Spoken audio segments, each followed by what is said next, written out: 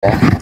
Yang pertama, yang kedua, bangsa Israel. Ada Gurunda Zuma. Assalamualaikum Abang Dah. Assalamualaikum warahmatullahi wabarakatuh, Gurunda. Waalaikumsalam warahmatullahi wabarakatuh.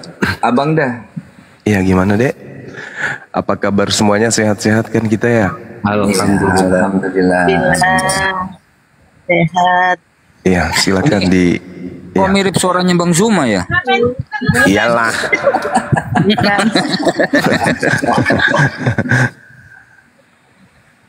Silakan, bahasannya apa ini? Silakan, kebenaran mau disampaikan apa tuh ke Gurunda kami tuh, Panglima kami, ke Bang Zuma. Dia bilang gini, Bang, kalian gak heran apa bahwa Israel itu banyak memimpin atau banyak kelebihannya selama berapa ribu tahun yang dia sebutkan tadi. Kalian gak heran apa seperti itu? Jangan-jangan ada peran Tuhan seperti itu, sehingga karena saya melihat kebenaran itu perspektifnya bahwa mereka tuh pakai Yohanes 4 nomor 20 bahwa keselamatan itu datang dari bangsa Israel atau datang dari bangsa Yahudi, itulah dalam perspektifnya mereka. Jadi seolah-olah tuh mereka tuh mengangkat Israel atau Yahudi, sedangkan Israel dan Yahudi itu menajiskan mereka gitu. Sebenarnya salah tempat sih, tapi itu kurang lebih bahasanya tadi Bang Zuma. Oh iya, kalau kita umat Islam menyikapi hal ini, di dalam Al-Quranul Karim memang dijelaskan dalam surah Al-Ma'idah, A'udzubillahi minasyaitonirrajim, walaqil wa ba'atsna minhum musnai asyara naqiban wa qala Allahu inni ma'akum. Dan sungguh Allah telah mengambil perjanjian dari Bani Israel, dan Allah telah mengangkat 12 orang sebagai pemimpin di antara mereka Bani Israel. Lalu aku berfirman kepada mereka, aku Allah bersama dengan kalian. Sungguh jika kalian melaksanakan salat dan menunaikan zakat serta beriman kepada utusan-utusanku, dan kamu bantu mereka dan kamu pinjamkan kepada mereka pinjaman yang baik, pasti akan aku hapus dosa-dosamu, dan pasti akan aku masukkan ke dalam surga yang mengalir di bawahnya sungai-sungai.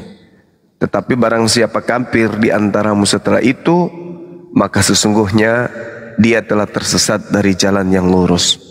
Jadi kalau dikatakan bahwa beliau orang-orang dari keturunan Yakub Bani Israel ini masih berdampak kemudian sesuai dengan yang dinilai hari ini, maka itu karena Tuhan pencipta langit dan bumi memang pernah memilih mereka.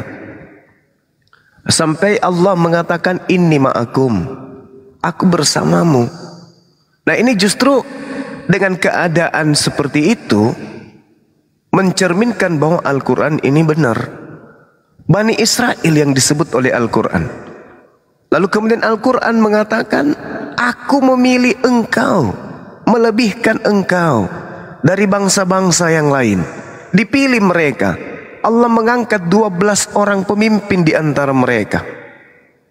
Nah, sementara Allah kemudian memberikan sayembara, siapa yang beriman, siapa yang kemudian mentaati utusan-utusanku, rasul-rasulku, akan mendapatkan jannah. Tapi yang ingkar terhadap utusan atau rasul-rasulku termasuk Nabi Isa alaihissalam, maka Allah mengatakan sungguh dia telah tersesat dari jalan yang lurus. Nah, berjalan waktu kemudian, apakah mereka ini semuanya taat kepada para rasul? Tidak. Allah mengatakan fabima naqdihim mitsaqahum la'annahum wa ja'alna qulubahum qasiyah. Tetapi karena mereka melanggar janjinya, maka kami melaknat mereka dan kami jadikan hati mereka keras membatu. Makanya ketika Nabi Isa datang, hati mereka keras. Mereka tetap aja menolak. Meskipun Nabi Isa sudah didatangkan dengan mukjizat, dia dilahirkan tanpa ayah untuk membuka mata orang-orang Israel pada saat itu, tapi tidak bergeming. Nabi Isa bukan hanya sampai situ. Nabi Isa dipertontonkan oleh Allah bisa membangkitkan orang mati, orang lumpuh berjalan, orang buta melihat. Apakah mereka bergeming? Tidak. Mereka tetap aja keras hati. Mereka hatinya itu tegar tengkuk. Dan bahkan kata Allah, yuharrifunal kalima an mawadi'i wa nasu hazzam mimma zukkiru bih. Mereka suka mengubah firman Allah dari tempatnya, dan mereka sengaja melupakan sebagian firman, pesan, ajaran yang telah diperingatkan kepada mereka. Maka kata Allah, wala tazalu tattali'u ala kha'ina minhum illa qalila minhum fa'fu anhum wasfah. Ini yang diterangkan kemudian Al-Quran. Jadi kalau ada pertanyaan, pernyataan kenapa mereka seperti ini, ya memang karena mereka bangsa pilihan. Akan tetapi, ini sedikit kita mengambil di dalam kitabnya saudara Yahudi yang bisa kita jadikan cerminan hari ini. Di dalam Ulangan 32 nomor 21. Apa kata Elohim di sana? Mereka Bani Israel membangkitkan cemburuku dengan mereka mengagungkan selain daripada aku.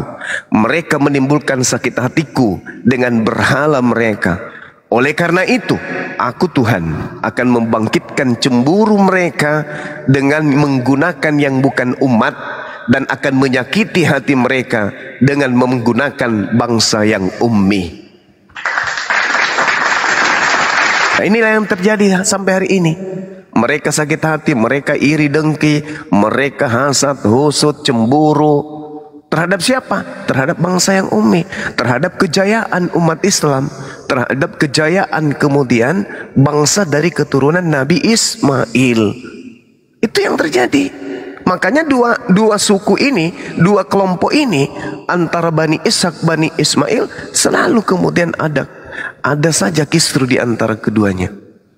Ya karena itu Tuhan sudah menyatakan baik dalam Al-Quran maupun di dalam kitab mereka sendiri. Nah, sedangkan kita ini hanya penonton dari luar, begitu juga Kristen. Saya kira begitu dari saya. Makasih. Masya Allah. Silakan Pak, kebetulan ditanggapi yang barusan disampaikan oleh Gurunda itu semuanya datanya valid, bahkan di Al-Quran dan Biblos sendiri itu ada. Silakan Pak, kebetulan. Ya. Jadi jelas ya apa yang saya katakan tadi, memang itu sebuah kebenaran ya. Di balik bangsa Israel berdiri itu sepertinya memang gini. Ketika sekarang kan terjadi peperangan nih antara Palestina dengan Israel nih, kita lihat siapa yang di balik Israel semua diberkati loh. Nah, itu maksudnya. Jadi itu memang sesuai dengan isi Alkitab sendiri. Siapa yang memberkati Israel maka dia juga diberkati, dan siapa yang mengutuk Israel dia juga akan terkutuk. Makanya saudara-saudara di sini jangan terlalu benci kepada bangsa Israel, nanti Anda juga dibenci oleh Tuhan gitu loh. Karena bangsa Israel kan bangsa pilihan Tuhan sesuai dengan narasinya Jumat tadi ya. Jadi mulai hari ini kan saudara-saudara ini kayaknya sudah mulai bisa membuka mata bahwa memang siapa yang memihak bangsa Israel dan mendukung bangsa Israel maka dia juga mempunyai berkat yang begitu besar dari Tuhan. Saya rasa itu aja kayaknya. Karena narasi yang saya sampaikan tadi didukung oleh saudara Juma yang mengatakan memang bangsa Israel itu bangsa pilihan Tuhan. Makanya sampai sekarang Palestina juga kalau udah ketemu, waduh, jadi kemana-mana Pak. Kebetulan lanjut Gurunda. Iya, baik Bung. Jadi gini, kutipan kalimat yang saudara ambil tadi, siapa yang memberkati Israel itu plesetan, bukan Israel. Kejadian 12 nomor 3, siapa yang memberkati Abraham maka akan diberkati oleh Tuhan. Siapa yang mengutuk Abraham akan dikutuk oleh Tuhan. Pedoman umat Islam, wa may yarghabu an millati Ibrahim illa man safiha nafsa walaqad istafainahu fid dunya wa innahu fil akhirati laminas solihin. Dan orang yang membenci ajaran Ibrahim hanyalah orang yang memperbodoh dirinya sendiri. Ibrahim mengajarkan, memberikan teladan, mengorbankan hewan. Ibrahim memberikan teladan, menyembah hanya kepada pencipta langit dan bumi yang maha suci lagi maha tinggi. Ibrahim alaihissalam hanya memberikan teladan bahwa dia diajarkan dengan keturunannya itu bersunat. Siapa yang membenci 3 pokok pondasi ini, Islam tak mungkin. Islam penerus milah Abraham, tauhid, sunat, kurban hewan. Sedangkan Kristen, Nah, kembali yang Anda plesetkan itu Kejadian 12 nomor 3. Siapa yang memberkati Abraham? Nah, kita lihat implementasi keagamaan kita, rutinitas ritual keagamaan kita. Apa yang disibukkan umat Islam siang dan malam? Melakukan pemberkatan terhadap Nabi Ibrahim. Setiap kemudian Nabi Ibrahim ini disebut, hampir seluruh umat Islam meneteskan air mata. Setiap kali kemudian umat Islam memuji Allah, setiap kali itu juga diikutkan dengan pemberkatan kepada Ibrahim alaihi salam, bahkan kepada keturunannya. Maka kalau kita melihat Kejadian 12 nomor 3, yang melakukan pemberkatan hanyalah keturunan Nabi Ismail melalui cucunya Nabi Muhammad SAW, dan diteruskan kemudian oleh umatnya. Makanya Islam masuk ke Nusantara, Islam mendapatkan berkah. Islam masuk ke Malaysia, Malaysia mendapatkan berkah. Islam kemanapun berpijak, di wilayah, kota, tempat, desa, itu akan mendapatkan berkah. Kenapa? Karena orang per orang lisannya semuanya akan melakukan pemberkatan kepada Abraham. Begitu mereka bersyahadat, mereka akan melakukan pemberkatan kepada Abraham. Apa kata Allah? Olehmu semua manusia di muka bumi akan mendapatkan berkat. Saya tidak akan mungkin mendapatkan berkat dari Allah kalau saya tidak melakukan pemberkatan kepada Abraham. Saya tidak mungkin melakukan pemberkatan kepada Abraham kalau saya bukan umat Islam. Umat Islam tidak akan mungkin ada dengan kesempurnaannya kalau tidak ada Nabi Muhammad sallallahu alaihi wasallam. Jadi jelas itu. Sedangkan kalau kita pindah ke Kristen, mohon maaf ini. Pertama, Nabi Abraham dikatakan tidak sabaran. Nabi Abraham dikatakan memiliki gonde. Nabi Abraham dikatakan memiliki anak tidak sah. Nabi Abraham dikatakan memiliki anak budak. Nabi Abraham dikatakan tidak sabaran. Pokoknya kalau kita masuk ke dalam agama di luar Islam, khususnya Kristen, maka yang ada cemohan, hinaan, penistaan, penghinaan kepada anak Abraham bernama Nabi Ismail dan juga istrinya yang sah bernama Hagar. Dengan demikian, menghujat istrinya, menghujat anaknya sama dengan mengutuki Abraham alaihissalam. Coba. Abraham mengajarkan satu Tuhan, Kristen mengatakan tiga Tuhan. Abraham mengajarkan kurban hewan, Kristen mengajarkan kurban manusia, bahkan Tuhan. Abraham mengajarkan sunat kulum, Kristen mengajarkan tidak ada gunanya kunas suluk. Sunat kulum. Jadi jelas Kejadian 12 nomor 3, siapa yang diberkati Tuhan, siapa yang dikutuk Tuhan. Jelas itu. Itu jelas itu. Dan panduan umat Islam kemudian yaitu dia. Wa may yarghabu an millata Ibrahim, siapakah yang kemudian menolak, membenci ajaran Ibrahim. Lalu apa kaidah selanjutnya? Isqala lahu rabbuhu aslim, qala aslamtu lirabbil alamin. Kemudian Allah berfirman kepada Ibrahim, berserah dirilah wahai Ibrahim. Kemudian Nabi Ibrahim menjawab kepada Tuhan seluruh alam, alhamdulillahi rabbil alamin. Itu hanya ada di Islam. Itu jawaban saya, silakan. Masya Allah. Begini Gurunda, berarti yang barusan Gurunda sampaikan itu berdasarkan data-data semua bahwa Kristen ini benar-benar jauh dari ajaran Nabi Ibrahim. Nah, jadi pertanyaan Gurunda, ini sesuai dengan tema Kristen ini ajaran pagan atau ajaran kasih, Gurunda? Ya, baik. Ini karena saya yang ditanya. Dan di sini ada saudara kita dari Kristen, nanti bisa melakukan pembelaan. Kalau berbicara mengenai ajaran itu cuma satu. Menurut Yesus, mengenal satu-satunya Tuhan. Apa itu? Yang mengutus para nabi, yang maha suci, maha tinggi, maha pencipta. Itu yang harus disembah. Yohanes 17 nomor 3, hidup kekal itu mereka mengenal engkau satu-satunya. Jangan digabung jadi dua, jangan digabung jadi tiga. Karena kenapa? Selain daripada Allah pasti inazan, selain daripada Allah pasti berhala. Jangan ada ilah lain di hadapanku. Umat Islam tidak pernah menyembah kepada ilah lain selain ilah yang datang kepada Nabi Musa alaihi salam. Kita lihat dalam Al-Quran surah Al-Araf, apa kata Allah kemudian? Qala ya Musa, inni istafaituka 'alan nasi bi risalati wa bi kalami. Tuhan yang datang kepada Nabi Muhammad adalah Tuhan yang datang kepada Nabi Musa. Allah berfirman, wahai Musa, sesungguhnya aku memilih melebihkan engkau dari manusia yang lain pada masamu untuk membawa risalahku dan membawa firmanku. Apakah umat Islam mengganti Tuhannya Nabi Musa? Enggak. Tuhannya Nabi Musa yang umat Islam imani. Sedangkan Kejadian 20 nomor 3, Tuhannya Nabi Musa berfirman kepada Nabi Musa, jangan ada ilah lain di hadapanku. Umat Islam tidak menggantikan ilahnya Nabi Musa.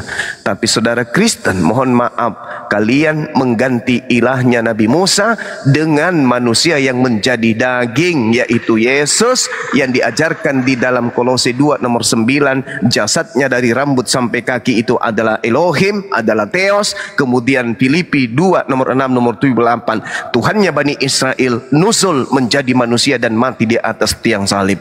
Ini adalah sesuatu yang sangat mungkar. Maka kalau saya sebagai muslim ditanya, apakah Kristen itu ajaran pagan? Ya. Kenapa? Karena membuat ilah baru di hadapan ilah Bani Israel. Nah kemudian, apakah Kristen ini kasih? No. Tidak. Kenapa demikian? Satu, kasih itu ada dua implementasinya. Di dalam Matius 22 nomor 34 dan seterusnya sampai 36. Apa kata Yesus di sana? Kasih, hukum utama dan terutama adalah kasih kepada Elohim. Kasih kepada Elohim, Ulangan 11 nomor 1, Yosua 22 nomor 5. Apa itu? Taat, tunduk, patuh, berserah diri untuk menjalankan apa? Segala ketetapan hukum-hukum, perintah, larangan, ketentuan yang dibawa oleh para nabi kepada Bani Israel. Itu kasih kepada Tuhan.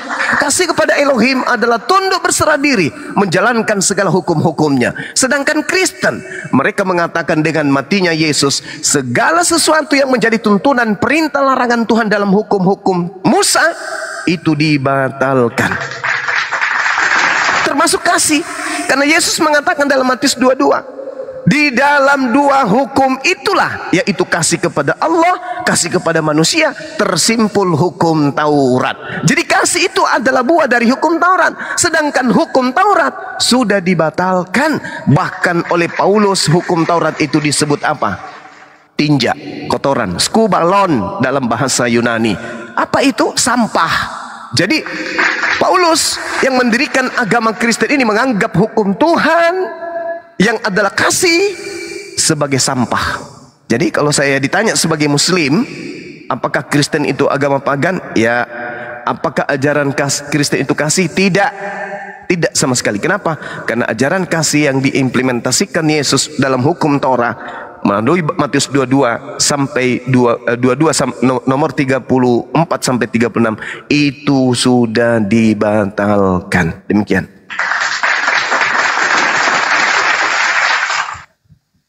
Masya Allah Gurunda. Sebelum ke Pak kebetulan untuk menanggapi ini Romo Kang Layubi, aduh Komal goyang ini Romo, gimana? Saudaraku yang di bawah ya, jangan lupa di tap layarnya biar kuat, komalnya biar garungkan. Silakan Pak kebetulan ditanggapi, silakan. Ya, memang sih saya maklum-maklum aja ya, karena cuma kan nggak memahami Alkitab. Jadi dia bernarasi bebas sih, silah-silah aja. Karena kenapa? Dia memang dasarnya kan dari agama Anda ya. Izin, jangan ngeluh dulu. Aduh, kok belum juga ditanggapi. Saya nggak ngeluh. Saya hanya menyampaikan aja apa yang ingin saya narasikan loh. Bukan ngeluh ini. Kalau ngeluh tadi kan ketika dia ngomong saya langsung ngomong kan, itu ngeluh namanya. Ini enggak. Saya biarkan aja. Jadi, ini kan kita main logika sedikit di sini ya. Kalau dinyatakan Kristen itu ajaran pagan, apa sih itu sebenarnya kan gitu. Yang ada di bumi ini sebagai yang mempunyai kuasa yang lebih besar daripada manusia itu sendiri. Contohnya batu, kita menganggap batu itu lebih berkuasa daripada diri kita. Yang lainnya lagi, ada lagi yang menyembah pohon kan gitu. Pohon, batu besar, batu kecil, semua dianggap mempunyai kuasa, itu pagan. Tetapi kalau orang Kristen kan, kalau konsepnya di dalam Alkitab sendiri, itu Tuhan yang turun menjadi manusia, atau Allah yang menjadi manusia. Jadi itu bukan pagan. Tapi kalau narasinya itu ke arah pagan sih, makanya saya katakan di situ orang-orang ini ya tidak mempunyai logika yang benar gitu. Jadi kalau kita berbantah-bantahan dengan orang yang tidak mempunyai logika yang benar, ya jadinya kita ikut-ikutan, nanti logikanya juga nggak benar. Cuman saya hanya ingin meluruskan di sini, kalau ajaran Kristen dibilang bukan ajaran kasih, ini ngawur. Semua isi Alkitab itu tentang kasih, nggak ada yang lain-lain.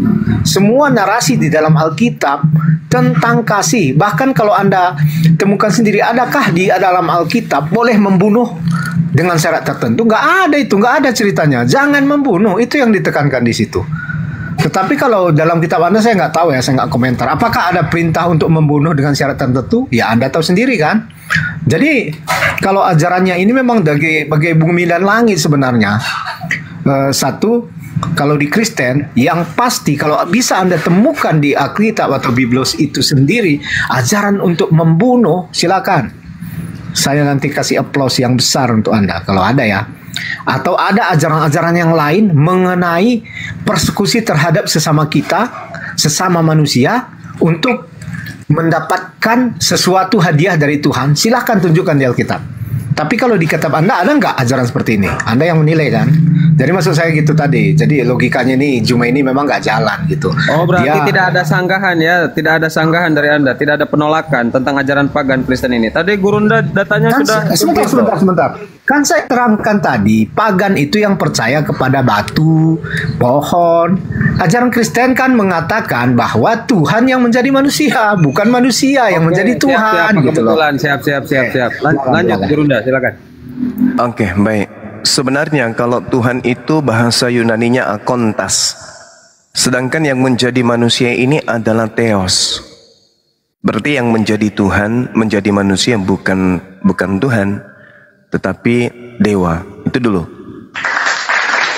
Ajaran dewa nuzul jadi manusia itu sudah terlebih dahulu sebelum Kristen ada, seperti Krishna, Hercules, Horus, ya, Atis, banyak, termasuk Yesus. Jadi itu ajaran dewa-dewa yang nuzul menjadi manusia, bukan Tuhan. Yesaya 43 nomor 10, engkaulah saksiku, tidak ada Tuhan yang dibentuk sebelum aku, dan tidak ada Tuhan yang dibentuk setelahku. Yohanes 1, di situ ada pembentukan Tuhan. Tuhan dibentuk dalam rupa daging, sarx dalam bahasa Yunani. Artinya ini sudah menyalahi konsep.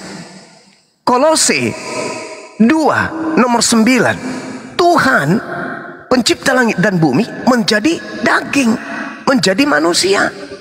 Pagan itu pagan. Filipi 2 nomor 6, nomor 7, nomor 8, Tuhan dewa, theos, dewa menjadi manusia. Pagan.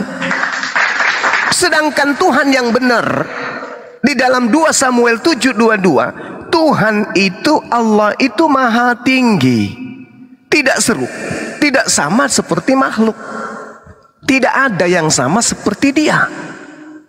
Yeremia 10 nomor 6, Tuhan itu maha tinggi, tidak ada manusia yang sama seperti dia. Bilangan 23 nomor 19, Hosea 11 nomor 9, tidak, Tuhan itu bukan manusia dan bukan anak manusia. Yesus manusia dan anak manusia. Pagan. Ini saya ya yang berpendapat. Kalau Anda ingin membantah, silakan kasih data. Apakah Tuhan pencipta langit dan bumi bisa menjadi manusia, bisa menjadi bukan Tuhan? Kemudian ketika Anda menyindir, mengatakan bahwa pagan itu menyembah batu, bla bla dan seterusnya, tak ajarin saudara. Hadits yang diterangkan kemudian menjadi hukum, pokok hukum kedua di Islam. Disebutkan bahwa sahabat Rasulullah Muhammad sallallahu alaihi wasallam, dalam hal ini adalah Umar radhiyallahu anhu, ketika beliau mengerjakan tawaf sampai kepada titik Hajar Aswad, beliau mencium. Apa kata beliau? Aku tahu kamu adalah hanya sebuah batu. Kamu tidak bisa memberikan manfaat dan tidak bisa memberikan celaka sedikit pun. Seandainya aku tidak melihat Rasulku, sekiranya aku tidak melihat Nabi Muhammad sallallahu alaihi wasallam sebagai teladanku untuk menciummu, maka sama sekali aku tidak. Ini hanya meneladani Rasulullah, bukan menyembah, bukan memuji, bukan mengimani batu bisa menghapus dosa, tidak. Coba Anda lihat Yesaya 6 nomor 6 nomor 7. Batu bara menyentuh bibirmu, maka setelah batu ini menyentuh bibirmu, dosa-dosamu dihapuskan. Bukan batu yang kemudian menghapus dosa, enggak, tapi perilaku, amalan, pekerjaan. Dari Makassar bersusah-susah naik pesawat ke Jakarta, dari Jakarta sampai ke Arab sana, itulah yang menyebabkan kemudian dosa itu berguguran. Upaya menyentuh batu itu, upaya menyentuh batu itu, bukan batu itu yang menghapus dosa. Sama seperti Keluaran 29 nomor 14. Bakar tai sapi menebus dosa, bukan tai sapinya yang menghapus dosa, bukan, tapi upaya mengeluarkan duit, membeli sapi, membakarnya dan seterusnya. Pekerjaan itulah yang menghasilkan penghapusan dosa. Amalannya bukan tai sapinya, bukan batu baranya, bukan hajar aswadnya. Jadi jangan dipelintir. Kalau ilmu tak ada, itu coba belajar dengan baik.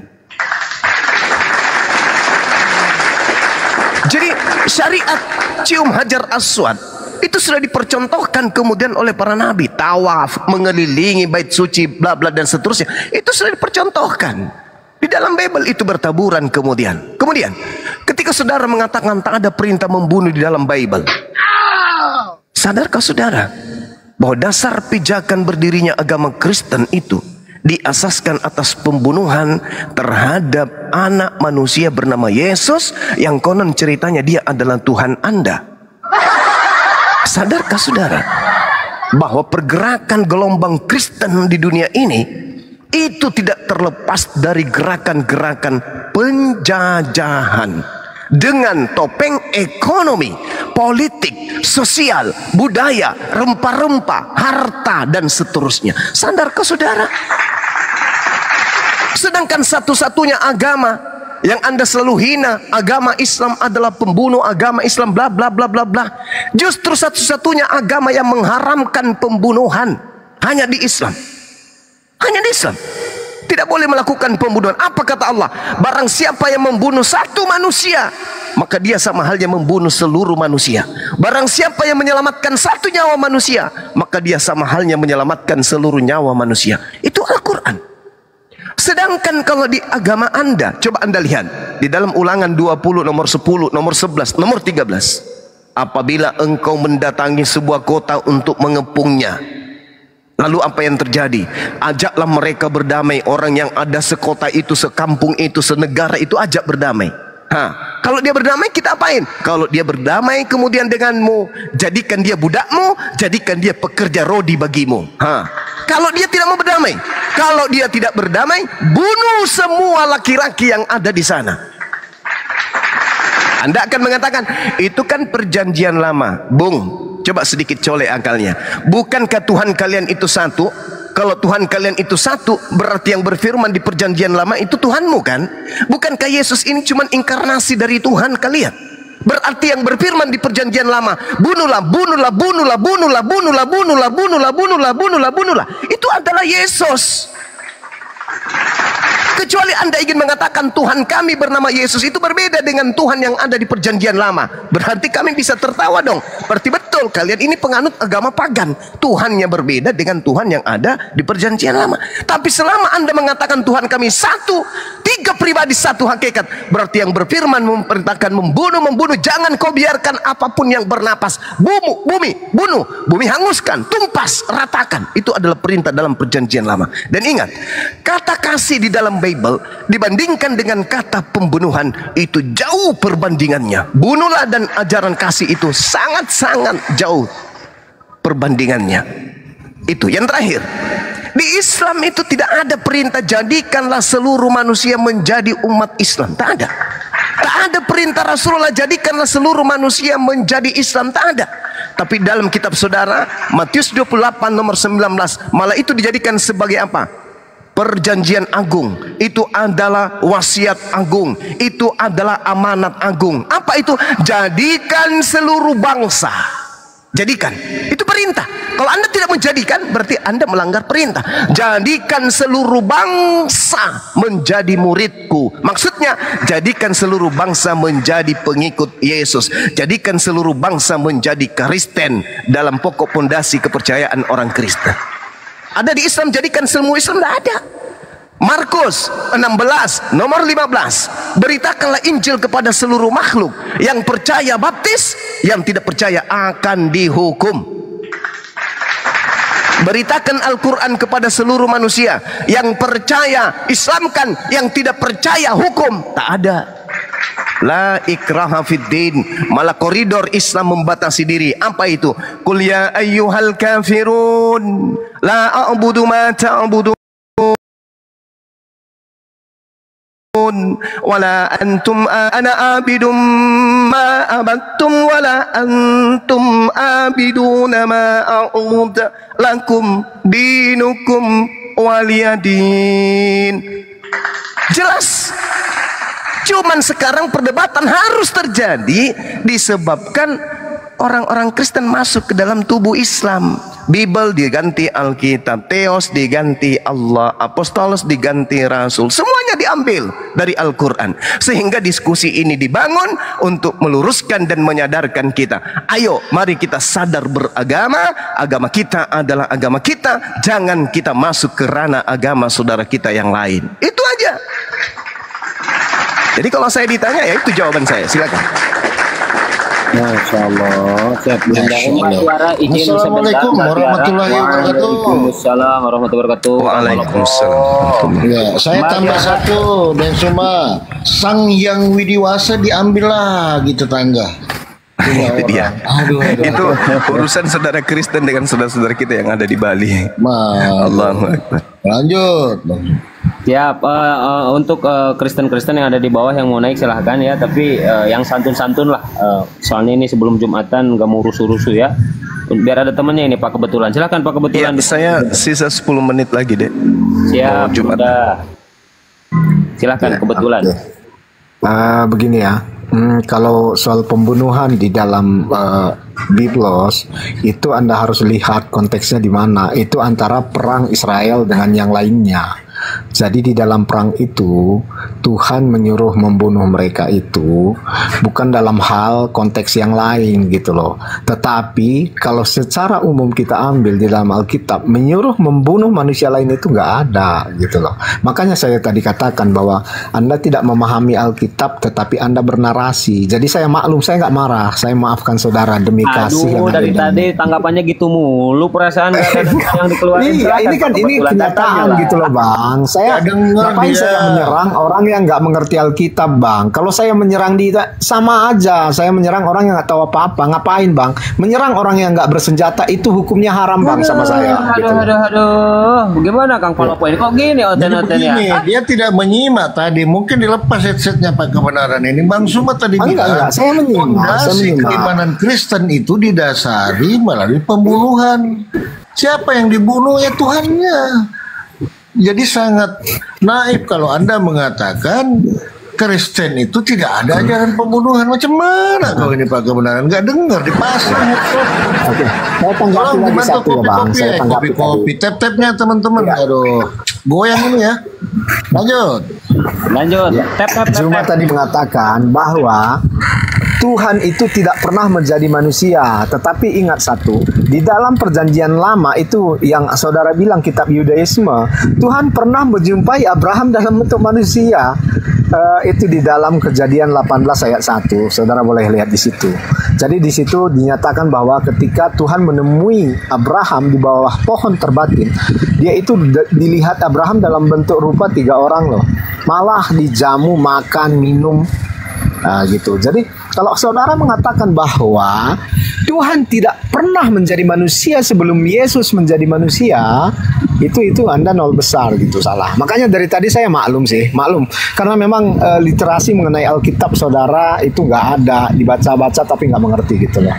Nah, maksud saya gini, ajaran pagan yang tadi perlu Anda pertegas bahwa ajaran pagan itu menyembah yang lain-lain di luar manusia yang tidak mempunyai kuasa tapi dianggap mempunyai kuasa, itu ajaran pagan. Tapi kalau Kristenan enggak gitu loh. Jadi kayaknya Bang Juma ini perlu lagi belajar mengenai literasi Alkitab ya. Dari tadi gitu mulu. Izin sebelum Gurunda ini ya mau Jumatan karena ada waktu 10 menit lagi karena di Makassar, kalau di Jawa Barat ini masih lama, jam 11 juga belum. Mungkin terakhir ini sebelum Jumatan Gurunda, silakan Gurunda. Tanggapannya tadi sih kebenaran nggak ada penolakan, pembantahan data pun nggak ada satupun, cuman framing aja. Silakan Gurunda, Fadol. Oke, baik. Saya mulai ya. Saya ucapkan lagi, kalau saudara Kristen menganut ajaran tauhid satu Tuhan, maka yang berfirman di perjanjian lama itu adalah Yesus. Pada mulanya firman, firman itu bersama-sama Theos, firman itu adalah Theos, firman itu telah menjadi manusia. Berarti yang berfirman di perjanjian lama adalah Yesus. Kita mulai. Yesaya 14:21. Dirikanlah bagi anak-anak tempat pembantaian oleh karena kesalahan nenek moyang mereka, supaya mereka jangan bangun dan menduduki bumi dan memenuhi dunia di kota-kota yang ada. Kemudian perintah membunuh orang yang mengejek, anak-anak yang mengejek. Anda bisa baca dalam 2 Raja-Raja 2 nomor 23 sampai 24. Hanya mengatakan botak, hai botak, hai botak, anak-anak kemudian dibunuh. Anak-anak kemudian dianiaya. Itu ajaran dari mana? Dari Yesus kan? Kalau Anda menganut bahwa Tuhan Andalah yang berfirman di dalam dunia ini kepada para nabi. Kemudian perintah membunuh waria atau pelaku LGBT. Perintah membunuh siapapun yang menjelekkan nama Tuhan. Imamat 24 nomor 10 nomor 16. Jadi bukan perintah membunuh karena perang, enggak. Bunuhlah seisi kota jika ditemukan satu orang saja yang beragama lain. Baca dalam Ulangan 13 nomor 13 sampai nomor 18. Jadi kok dalam satu kota ada yang beragama lain, maka bunuhlah sekota, semua dalam kota tersebut. Lalu kemudian bunuhlah pemimpin agama lain. Ulangan 13 nomor 1 nomor 5, Ulangan 18 nomor 20 sampai nomor 22. Bunuhlah anak jika anak kamu itu mengaku sebagai seorang nabi. Zakaria 13 nomor 3. Bantailah yang tidak percaya kepada Tuhan. Setiap orang, baik anak-anak atau orang dewasa, baik laki-laki atau perempuan yang tidak mencari Tuhan Elah Israel, harus dihukum mati. 2 Tawarik 15, 12, 13. Dalil. Bantailah manusia yang beragama lain. Siapa yang mempersembahkan korban kepada Tuhan kecuali kepada Tuhannya Bani Israel, haruslah dia ditumpas. Keluaran 22 nomor 20. Bakar perempuan atau anak gadis yang melakukan hubungan seks sebelum menikah. Apabila anak perempuan seorang imam membiarkan kehormatannya dilanggar dengan bersundal, maka ia melanggar kekudusan bapaknya. Ia harus dibakar dengan api. Imamat 21 nomor 9. Bunuh manusia yang main serong, yang berzina. Imamat 20 nomor 10. Bila seorang laki-laki berzina dengan istri orang lain, yakni berzina dengan istri sesama manusia, pasti keduanya dihukum mati, laki-laki maupun perempuan yang berzina tersebut. Hukuman mati bagi yang menyumpahi orang tuanya. Imamat 20 nomor 9. Apabila seorang mengutuki ayah ibunya, pastilah ia dihukum mati. Bunuh orang yang memukul orang tuanya. Keluaran 21 nomor 15. Siapa yang memukul ayah atau ibunya, pastilah ia dihukum mati. Bunuh paranormal, bunuh dukun. Imamat 20 nomor 27. Apabila seorang laki-laki perempuan dirasuk arwah atau roh peramal, pastilah mereka dihukum mati, yakni mereka harus dilontari dengan batu dan darah mereka tertimpa kepada mereka sendiri. Bunuhlah para LGBT. Imamat 20 nomor 13. Bunuhlah paranormal, Keluaran 22 nomor 18. Bunuhlah manusia yang tidak mendengarkan perkataan imam, Ulangan 17 nomor 12. Bunuhlah istrimu pada saat malam pengantin jika tidak perawan, Ulangan 22 nomor 20 sampai 21. Bunuhlah pengikut agama lain, Ulangan 13 nomor 6 sampai 11, Ulangan 17 nomor 2 sampai nomor 5. Itu. Jadi jangan Anda mengatakan bahwasanya perintah bunuh di dalam perjanjian lama itu hanya untuk perang. Gak ada. Bahkan kalau Anda melihat di dalam 2 Samuel 6 nomor 6 sampai nomor 7, ya, ada perintah membunuh kemudian di sana hanya karena teledor. Coba Anda baca tuh. Hanya karena kesalahan kecil. Ketika mereka sampai ke tempat pengiringan Nakon, maka Usa mengulurkan tangannya kepada tabut Elohim, lalu memegangnya. Karena lembu-lembu itu tergelincir, maka bangkitlah murka Elohim terhadap Uzza, lalu Elohim membunuh dia di sana. Karena keteledorannya itu, ia mati di sana dekat tabut Elohim. Ini kalau saya ganti nama Yesus, karena Tuhan Anda adalah Yesus, yang Yesus adalah firman, maka bunyinya begini. Ketika mereka sampai ke tempat pengiringan Nakon, maka Usa mengulurkan tangannya kepada tabut Yesus itu, lalu memegangnya. Karena lembu-lembu itu tergelincir, maka bangkitlah murka Tuhan Yesus terhadap Uzza, lalu Yesus membunuh dia di sana karena keteledorannya itu. Dia mati di sana dekat tabut Yesus itu. Nih, kalau Tuhan Anda itu Yesus, dan Yesus itu cuma satu-satunya Tuhan yang tadinya firman yang datang menjadi manusia. Ini akibatnya kayak gini. Jadi jangan pernah Anda mengatakan bahwa perintah membunuh itu hanya dalam keadaan perang. Beda dengan di Islam. Islam namanya perang, tidak mungkin di medan tempur kita saling gelitik. Tidak. Namanya perang itu namanya jihad. Karena perang ada yang menyebabkan itu terjadi. Bukan dibikin-bikin. Ada penyebab, unsur penyebabnya yang mewajibkan itu terjadi. Maka apa yang terjadi? Ya, bunuh-membunuh. Namanya perang. Sebagaimana yang dicontohkan para nabi Yehuda. Nabi-nabi Yehuda begitu. Ketika diperintahkan kemudian perang, ya perang. Masa perang gelitik-gelitikan cari apa sampai di medan perang sambil gelitik, itu nggak ada. Perang bunuh, kalau bukan saya, ya saya yang bunuh kamu. Tapi di dalam Bible saudara ini, orang hanya salah pegang dibunuh, orang hanya karena tidak perawan dibunuh, orang karena ada kelainan dari lahir yaitu sebagai orang yang wirya dibunuh. Apanya salah orang ini? Nah, jadi saudara, kalau Anda mengatakan bahwa membunuh itu hanya seperti ini, jangan. Ada Bible yang menyaksikan itu. Bang Suma tidak mengada-ngada. Saya belajar Bible, saya baca, dan Bible bisa dibaca di mana-mana.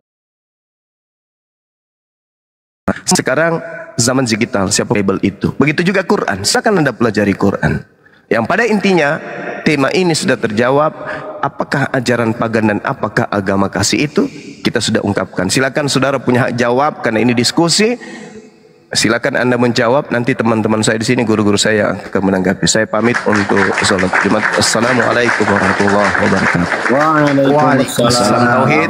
Salam satu Tuhan. Allahu akbar. Warahmatullahi wabarakatuh. Oh, saya belum nyapa Gurunda. Gurunda, assalamualaikum. Waalaikumsalam warahmatullahi wabarakatuh. Silakan, tidak diambil alih. Diambil alih. Saya siap-siap untuk ibadah. Lanjut. Makassar izin juga Bu ya, satu juga yang paling ngerinya ini di Karesteng ini.